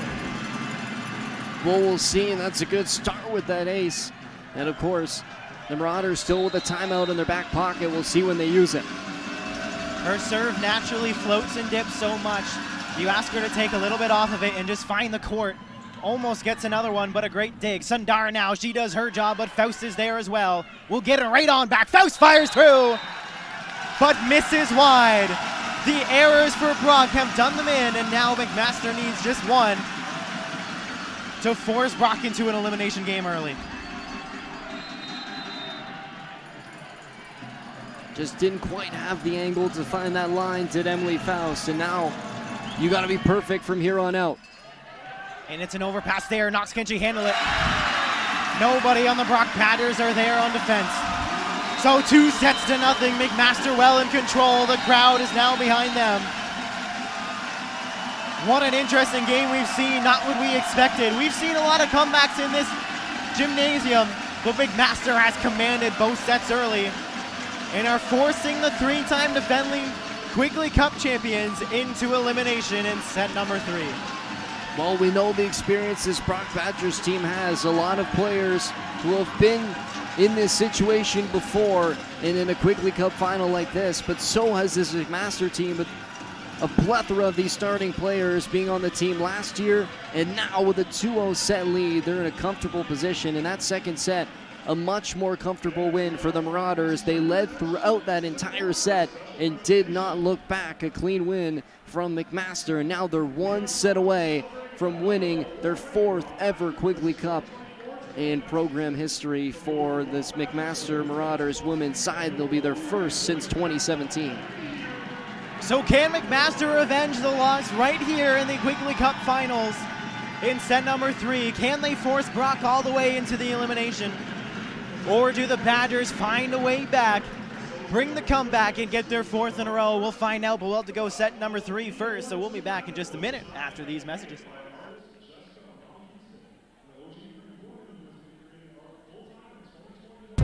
Where exceptional student athletes are born, where records are broken, where great plays are made, where school colors ignite passion, where champions prevail, where tradition is celebrated, Ontario University Athletics.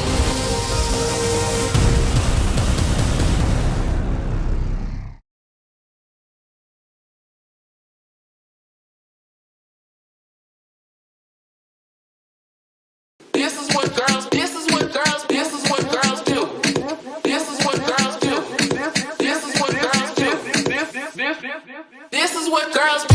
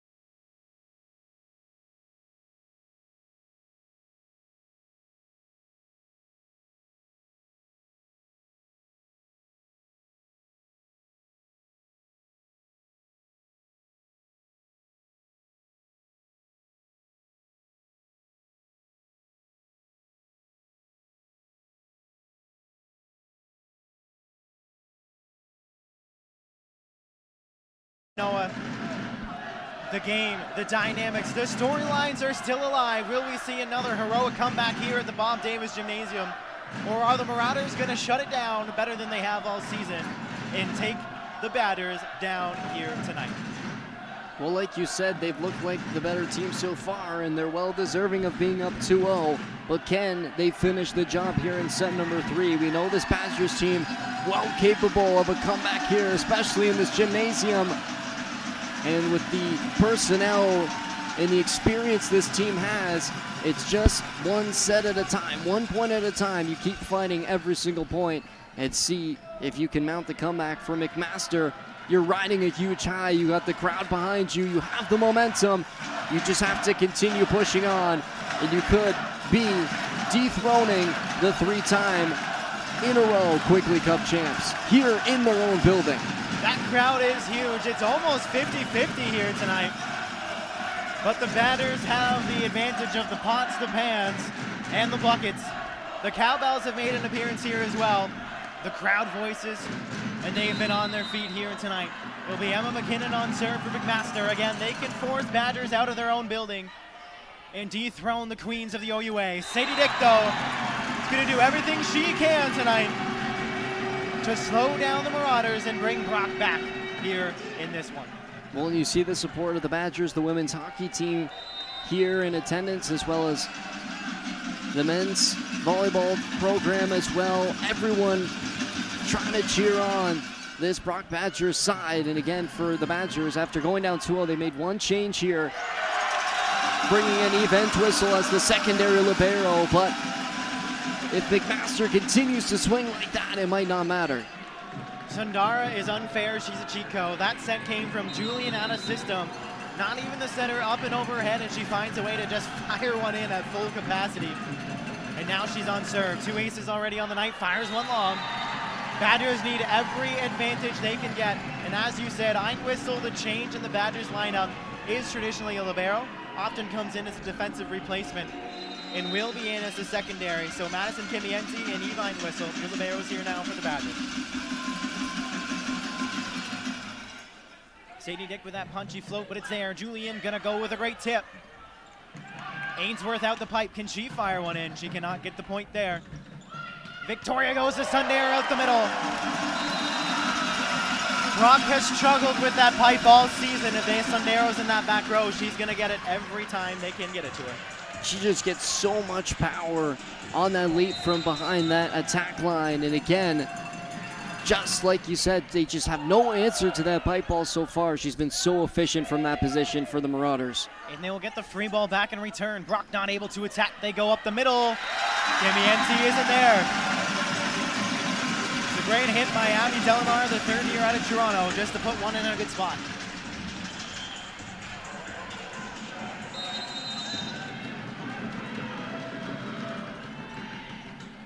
Faust gives Knox the pick of the litter. They go to Barrichelli.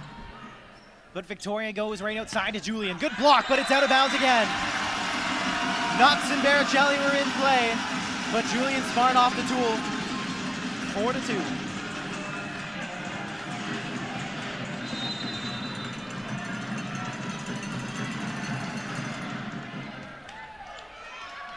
Brock needs one here. They go to Faust. A great tip, but what a great read. Delamare's all over it, and it's a domination again. McMaster just looks so proficient here tonight. How good has she been here today? She's got 6 total blocks now, including 1 solo on that last one. Just a great read on the tip from Emily Faust. What a great set though by Knox, and Barrichelli paints the line. Fires one straight down and gets Brock a little more momentum back.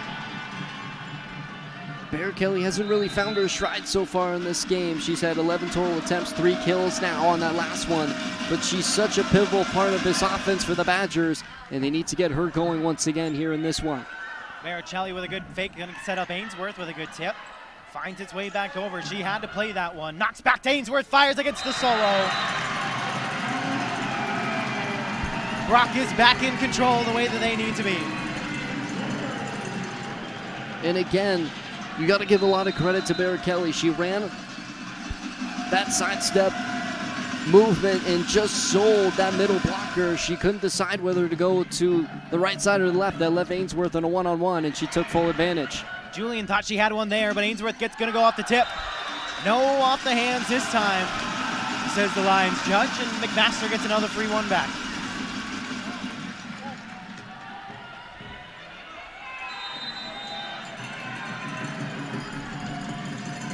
With how good the Marauders have been, Brock needs to play perfect here for the rest of the night. Barrichelli can't get a good read on the hit. McKinnon fires from the outside. Faust is there, and so Brock Batters back in control. Dick from the outside. They call it off the hands. Good smart shot by your captain, 7 in blue. And again, she was reaching for that one out of the C ball, and just the ability to keep that one within the fines of the court. It did take a deflection before heading out of bounds. And again, Sadie Dick, just a big game player. Even when she's being honed in on up at the net, she's able to find ways to win points for this Brock Badgers side. McKinnon swinging off the net, eats up Sadie Dick, and so it flies out of bounds. And we're starting to get back to that tactical game, that back and forth, but Brock, again, they haven't established those streaks as of late that we know them for, and they need one big. Down 2-0 here. They haven't felt in control the entirety of these first 2 sets. It's really been all Marauders. And again, with another ace, they've won the battle behind the service line. They've been excellent so far in this one. Just adding to the tally of aces. That's now the 6th so far tonight between all players. Brock is the worst team on reception, so they have to win those long points when they get a chance. See if they can do it here. Ross with a great tip, but Delamere is there. Sundara puts it up through. McKenna Knox swings one. And it's another kill for her. She's had a lot more than her usual night. Been leading this team as a first-year starter, her second year overall in this team. You see the bobbleheads in the crowd. She's been big tonight. Yeah, her third kill here in this final, and again, just a great shot to that deep corner. Sundara, though, pounds one down again. Doing what she does best. Whistle ain't able to contain.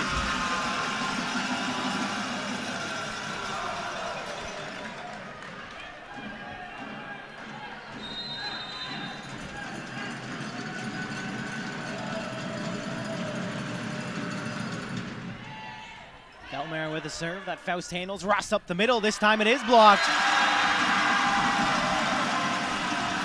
And every time Brock seems to get a step, McMaster responds in double. They've really just been outplaying the batters. It's errors on the batters, but it's just a strong showing by McMaster here tonight.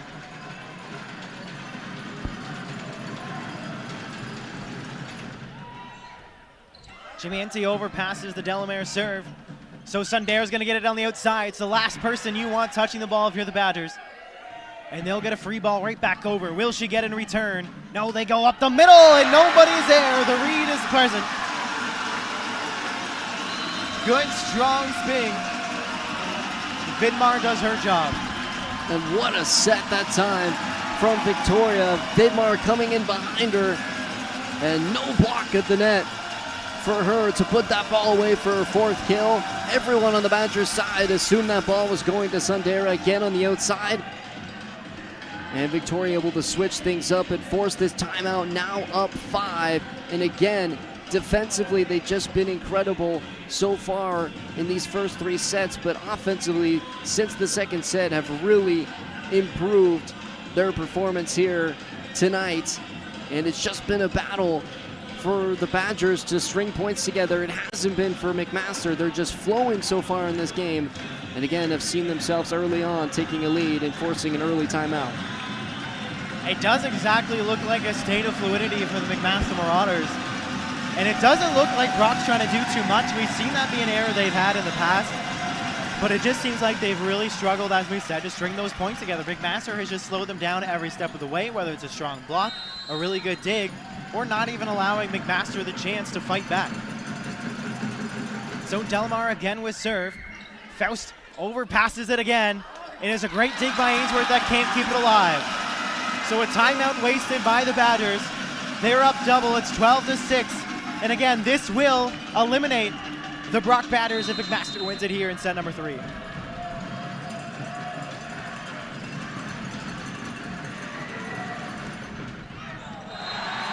Delamere gives him a serve back, and Brock's going to need to get in control right here.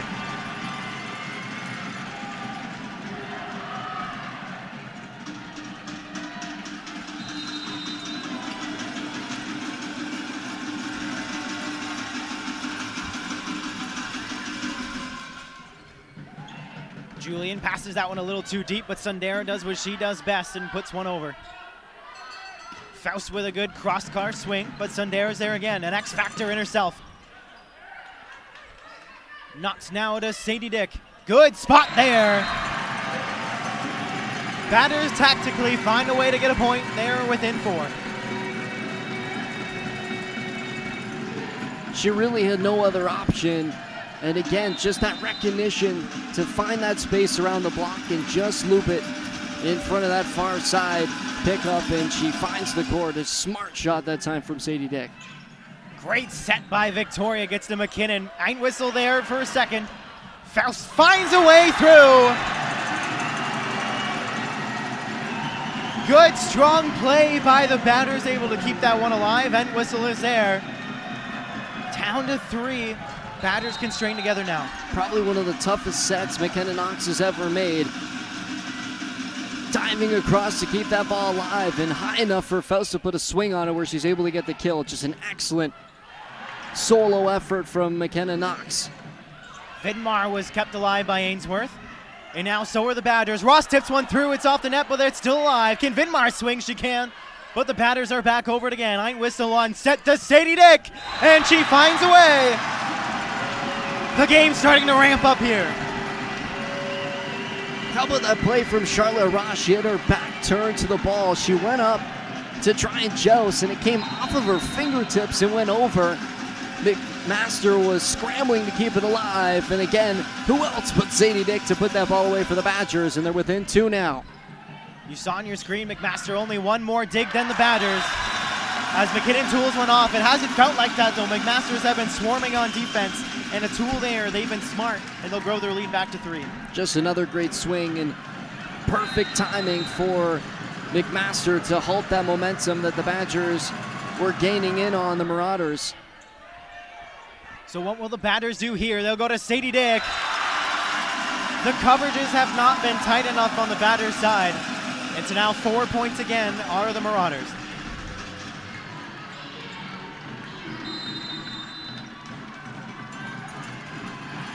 Knox and Victoria deadlocked at 23 assists apiece. They're going to need more out of Knox if they can. Ross with a good swing. Julian, what a dig. Hey, now Sundara's going to get a swing. Great dig by Ainsworth in return. Faust from the outside, and a good snapshot with the wrist. Finds a way in. This game's going to be back and forth the whole set long. She hasn't been able to go to that line shot very much here tonight. They've really cut it off down that left-hand side, and that time was just able to get it through the hands. And on the back line, a great shot from Emily Faust, and Badgers needed it. In system, Sundara tip. Great dig by Knox. It's right up. Sundara gets beat on the joust, but they get the recycle. Sundara again, this time stuffed. We haven't seen it in a while, but that's Barra Kelly and Sadie Dick once again. One of the best tandems in the OUA, and that was a monster block on Sully Sundara, who's had her way here tonight, but not that time. Rejected by the combination of Dick and Barra Kelly. A huge momentum boost. And then an error back in return on the batter's side. We said it, they need to play perfect in this set. That might be an X-factor moment here tonight. It's been a tough past few games for Charlotte Ross. She's had 15 service errors in her last 4 games, and she's got 4 already here tonight. Sundara finds another ace.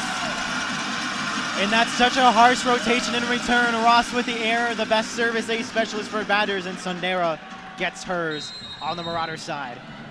18 points now here tonight. 3 service aces, 14 kills. And another ace there. What a great service performance we are seeing today. And she's matched it up with attacks, with blocks. She's been all over the court. Suli Sundara might be the reason McMaster Marauders dethrone the Badgers here in the OUA Championship game.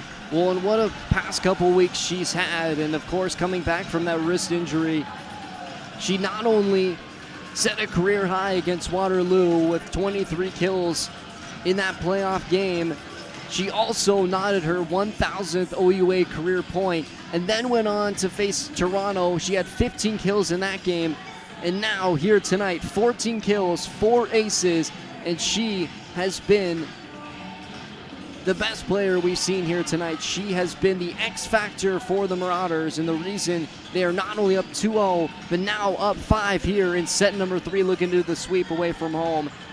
McMaster has just been the better team, and she has been the key to their success so far in this one. She's been incredible.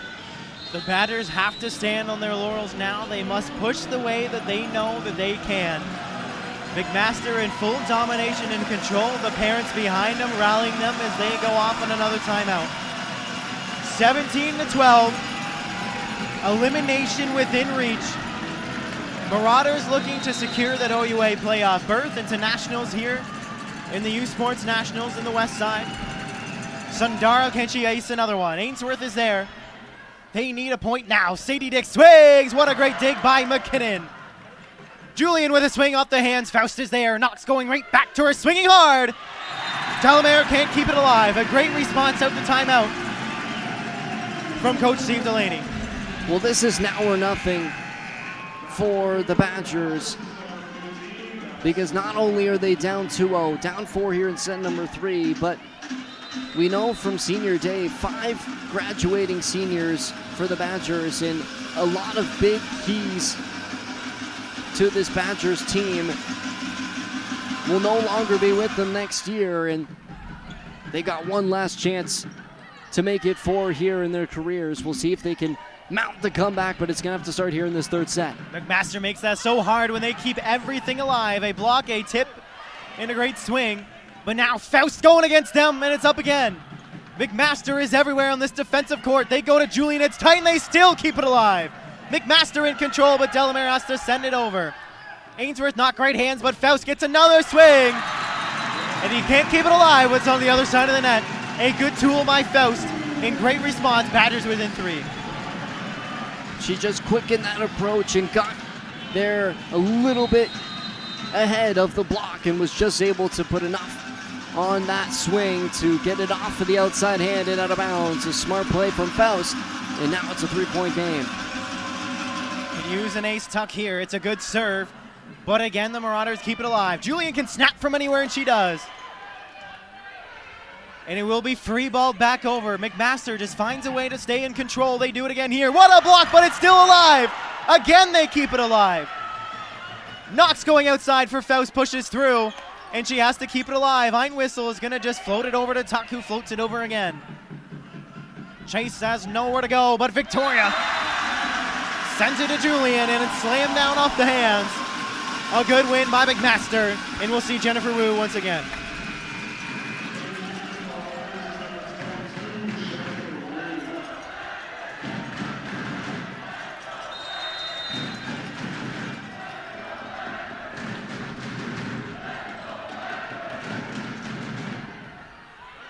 An overpass again, and it finds its way out.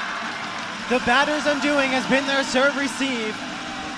Marauders need only 6 while being up 5. They can almost taste it now, and again, the crowd behind them has been excellent for the Marauders, and they're just feeding off of it. Kimiente has to go to Faust Ainsworth from the pipe. Can she find a way through? She does not. Sundaro's there. Julian outside again. Good tip, but kept alive. Ainsworth firing again and finds a way. Those were 2 excellent swings out of the pipe ball from Ainsworth. The first one was dug up. The second one, she's able to put away. And that's what you want to see from Lauren Ainsworth. She finds most of her success. She doesn't get a lot of pipe balls out of in system. But when she's able to put a swing on a ball like that, it just gives you that extra little venom to it. And she's able to put that ball away that time. But the Badgers can't go 1 for 1. There's not enough time left. Julian off the hands. Ainsworth is there. Can Knox go off the runner to Barrett Kelly? She does. They call a tip off of Sundara, and so it goes the Badgers' way. Marauders not happy with the call, but it looked like that ball had just changed trajectory. Sundara gets to argue her own case that she didn't touch it, but the judge not willing to listen, and so a timeout will go towards the Marauders. As Coach Nathan Jansen is just looking to slow down the Badgers, he knows they need a streak, and so he's going to try and shut it down with a timeout. Yeah, McMaster still well within the grasp of this 3rd set, and they have another timeout left in their pocket, and just trying to, like you said, just stop the run before it even happens. And again, like taking a look at the game stats, the Badgers have led in kills, but it's been the defense of the Marauders that has been the better of the 2. And taking a look at a couple of the replays so far in this game, and we talked about just some of the mistakes from the Badgers that's really killed them. A lot of overpasses that has allowed McMaster to win easy points, but Brock has fought their way back, and they're only within 3, and certainly have the capabilities of getting themselves in front and stealing this 3rd set and forcing a 4th. The Badgers have a legacy on the line, and they want to go to a 4th, but the McMaster Marauders has been the best team in the league since coming off the January break. They found a way to fight back in games. They dethroned Queens. It almost took them off the 1st seed, and with Queens gone, only the Badgers stand in their way. The Badgers won both the matchups so far this year, but that was without Sunduli Sundara, who has been a huge part of this game here tonight. Victoria able to keep that one alive. Julian snaps through, and it goes to Kelly from Brock. Not a great swing, and so McMaster back in control. Julian finds a way through. The block has not been consistent, and Julian has been taking advantage. A good response by the Marauders, and they need 5 to eliminate the Badgers. They always seem to have that response out of the timeout, and again, they go to Julian in the front row. First team All-Star, and she shows why she was in the regular season. Badgers need to push. They'll look to Ainsworth. Kimiente keeps it alive for a moment. But a strong block on the outside by the Marauders once again does the job.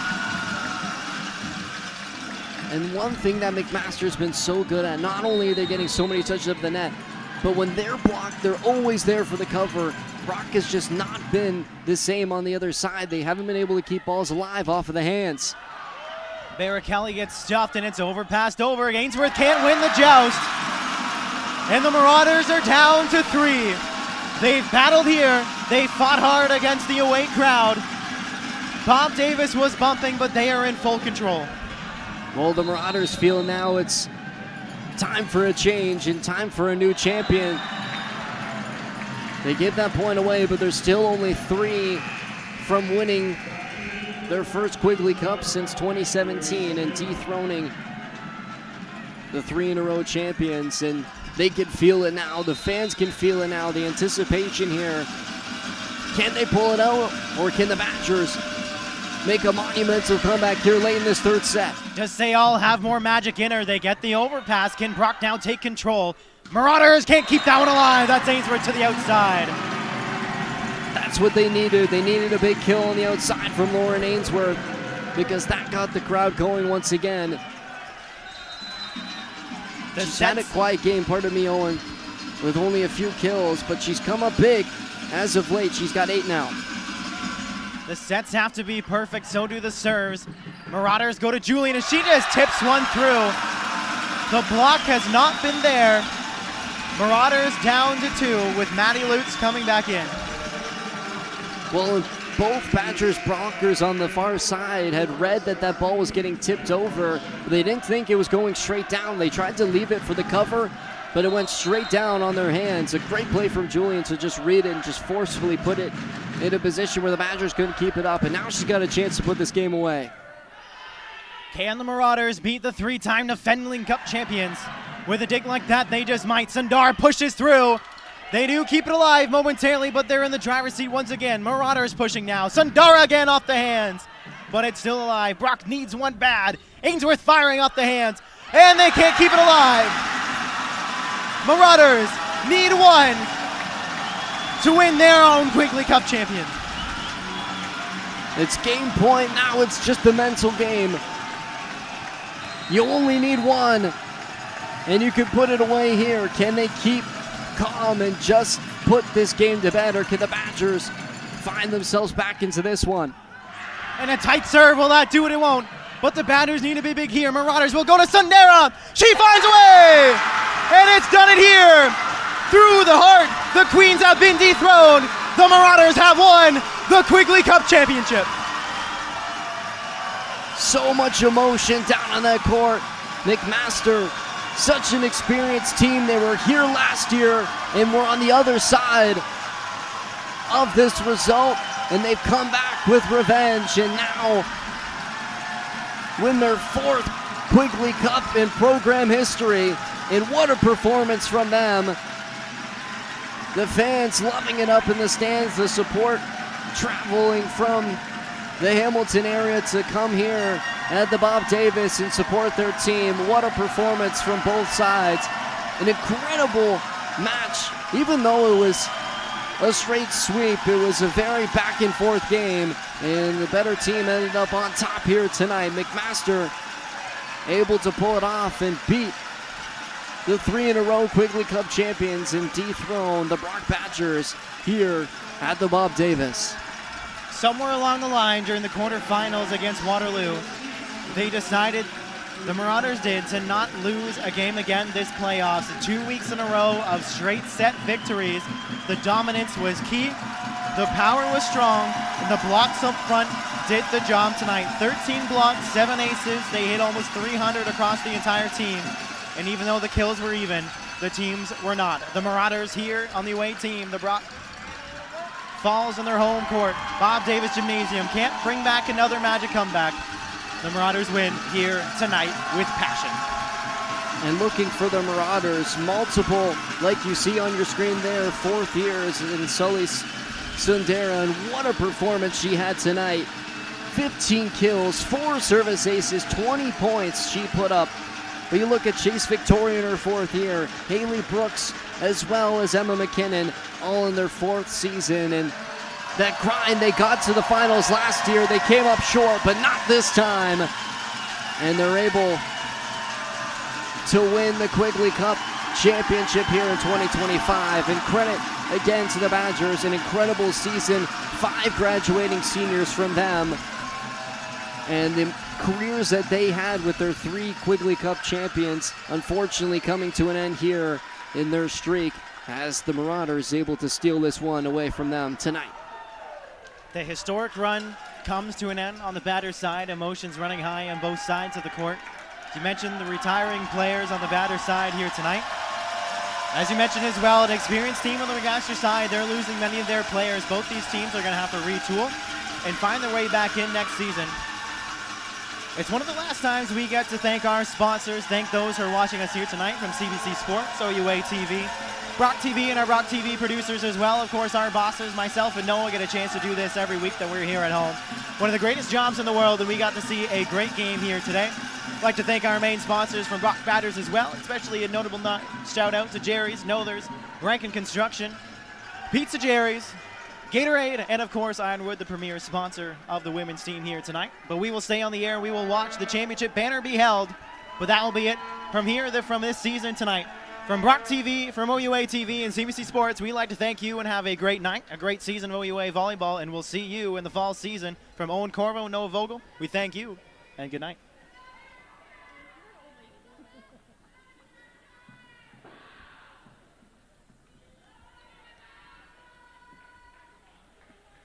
Please return your attention to center court as we recognize the Quigley Cup player of the game. Please welcome Courtney Smith, Associate Director of Brock Sports, to present the player of the game award to Sully Sundara.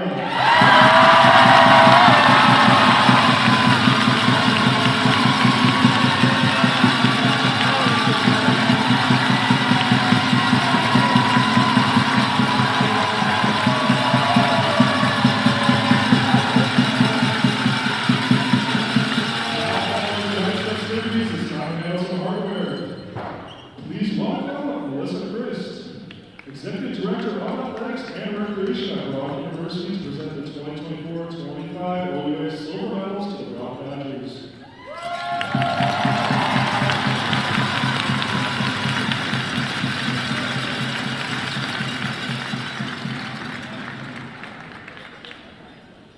Number 1 is Alyssa Matador. Number 2, Laura Ainsworth. Number 3, Sheena McMaster.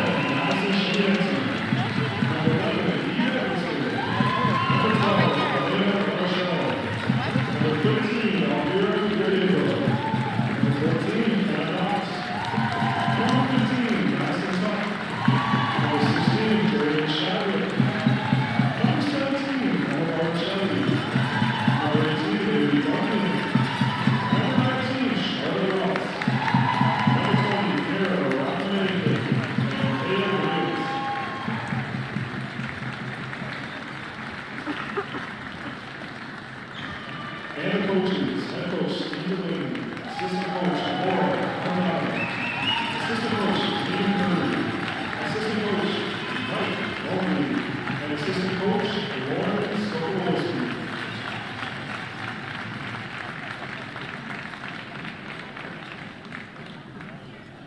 Congratulations once again to this year's OUA silver medalist, the Brock Badgers.